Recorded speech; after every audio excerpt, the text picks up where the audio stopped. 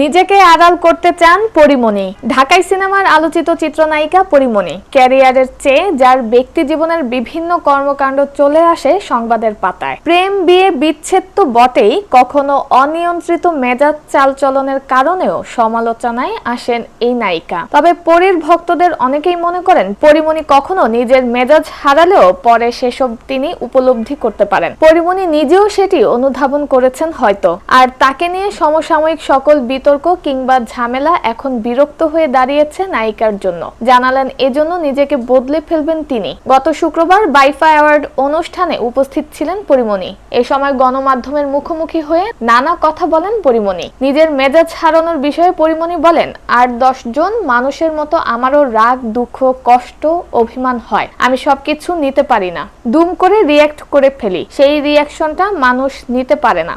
মানুষ বলে নায়িকা মানুষ, এটা করা যাবে না। এই বাউন্ডারির মধ্যে যখন পড়ে গেছি তখন আমার মনে হয় জাস্ট অ্যাভয়েড করি। নিজেকে আড়াল করতে যেও পারেন না পরিমণি।